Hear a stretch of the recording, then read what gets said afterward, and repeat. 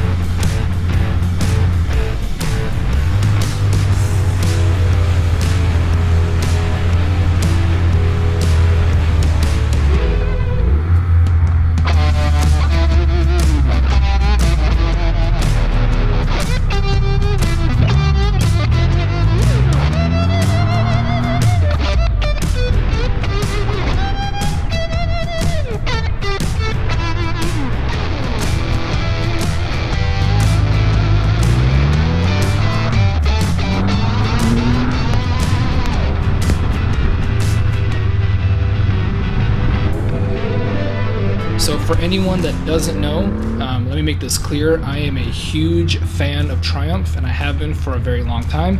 In fact, the next bike that I plan to buy will most likely be a Triumph. So with that being said, all the love. But speaking of love, I think Triumph might be in love with the wind. And what I mean by that is, if you look at their entire lineup, most of their lineup has little to no wind protection. And the Rocket 3 is no different. Now I understand that the GT version of the Rocket 3 does have a small windscreen, but from what I've heard and speaking with a couple of different people who own one and who have ridden the GT version, they say that even that little windscreen really doesn't do much in terms of wind protection. So this bike is great on so many levels, and with this much power, it's really a blast to drive. But honestly, when you get above, say, 75 miles per hour, the wind just makes it difficult, and it really takes away from the overall experience of having that much power on tap, right? So, the Rocket 3 is honestly fantastic, but it could be so much better with some wind protection. Honestly, I don't have the answer here. I'm not sure how to design effective wind protection without ruining the complete look and style of the Rocket 3, but I sure do wish that Triumph had done it, because it could have made the Rocket 3 perfect. Honestly, it could be an excellent power cruiser or roadster, but then even a bike for longer touring. With wind protection, I could definitely see myself going on really long rides with this motorcycle. Maybe, who knows, somebody in the aftermarket designs a kit already or will, but I genuinely think some added wind protection could make the Rocket 3 perfect. Alright, number 2 on the list is going to be the low rev engine.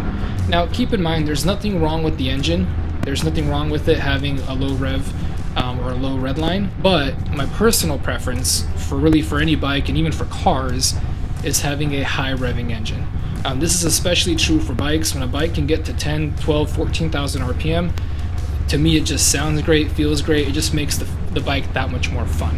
So the Rocket 3's 2.5 liter 3-cylinder, it's happy to right about 6,000 RPM. I mean, 6,000, I've had cars that go to 7 or 8,000, so 6,000 is just extremely low for me. And so again, there's nothing wrong with the engine, there's nothing wrong with an engine revving low, but just from a personal preference standpoint, I don't love it as much. Alright, so number 3 on the list of the 5 things that I don't like about the Rocket 3R is the miles per gallon. Honestly, it absolutely sucks. Okay, let me precursor this point, right? You don't buy a motorcycle with this much power, this much torque, and a 2.5 liter 3-cylinder engine if you're looking for miles per gallon. I understand that, so take this point with a grain of salt.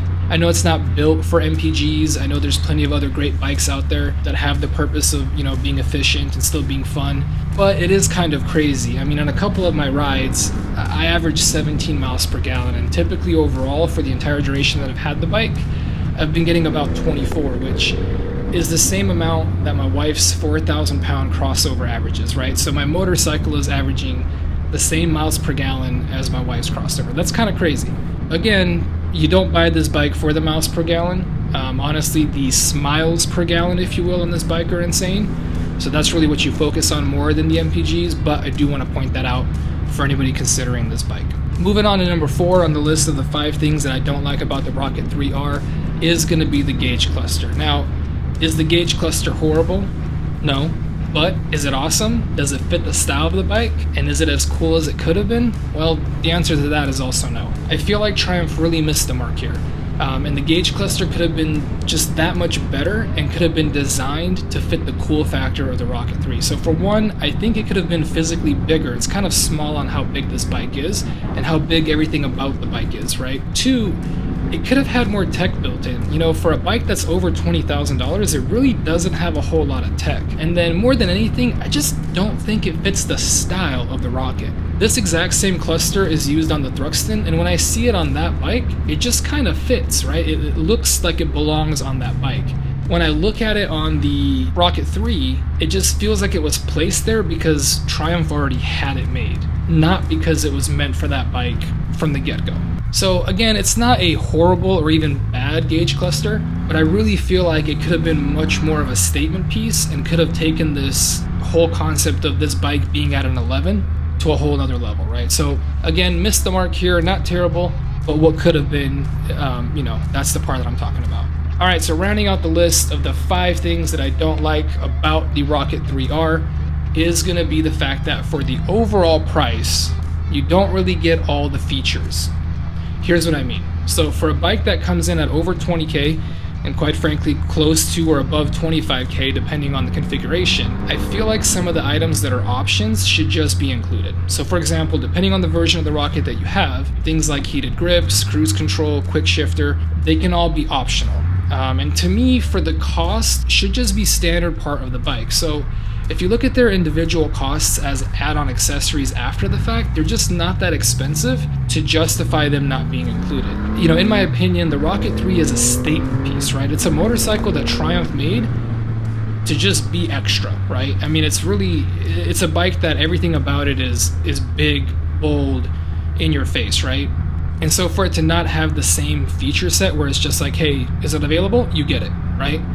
It's available, it's on there, no questions asked. That should be what this bike is, because that's what everything else about the bike is saying, right? So I think Triumph, even if they had to increase the price by $500, $1,000, I don't think anybody would have complained, because they would have known that they're just getting, again, the 11 of everything, right? So that's my list of the 5 things I don't like about the Rocket 3 from Triumph.